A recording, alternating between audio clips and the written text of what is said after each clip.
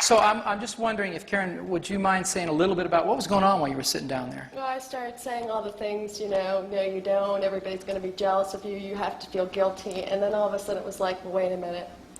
God wants everybody to be happy and successful in their life. And if God wants everybody to be happy and successful in their life, God wants you to be happy and successful in your life. Bingo. And when I went through that process, it just, you know, it was very logically based. It was, if this, then that, you know. So did you tend to hear, was that a conversation going on in your head more than anything else?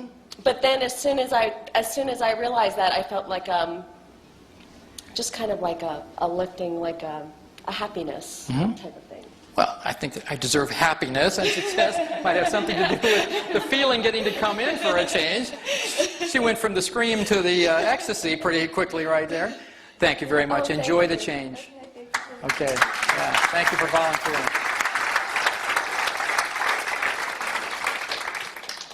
Okay.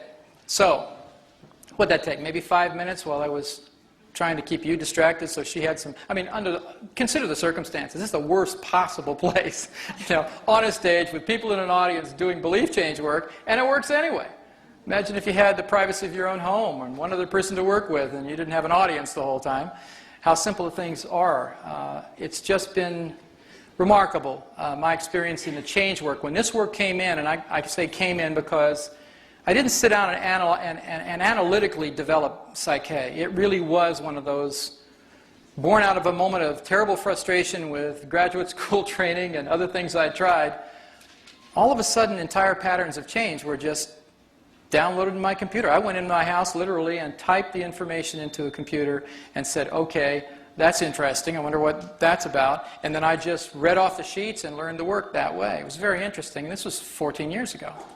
So I was very skeptical, didn't believe in muscle testing because I'd never experienced it, didn't believe in these patterns until I could experience them myself. And when I saw the really miraculous changes that were taking place in short periods of time, physically, emotionally, spiritually for people, I finally just said, okay, you know, thank you, and I'll do it.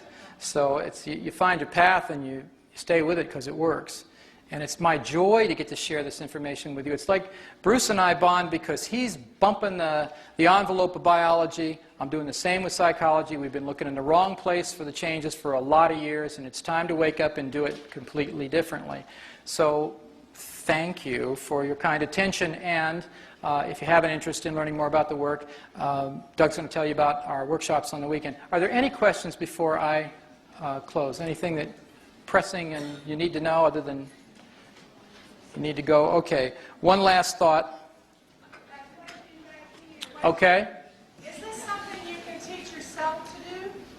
Can you do it with yourself? Is that what you're saying? Can you do this all by yourself? Yeah, you can. There are methods of self-testing that are possible, and they have their limitations. So it's what's really good about it is if you have a friend or anybody, it doesn't even matter that they even know the work, and if they don't come to the workshop, that doesn't matter. What matters is one of you came. Then you'll know the work, and all you need to do is take 2 minutes and teach somebody muscle testing. If somebody else is pressing on your arm, it's just more objective than if you're doing the whole loop yourself. At least that's what I would recommend. A lot of people do it, and I honor that, but I would rather have somebody else testing me than me testing myself, especially when the issues are really where the rubber meets the road. Okay? All right, so final thought. Remember that your beliefs determine the limits of what you can achieve. As Henry Ford put it, if you believe you can, or if you believe you can't, you're right. Good night.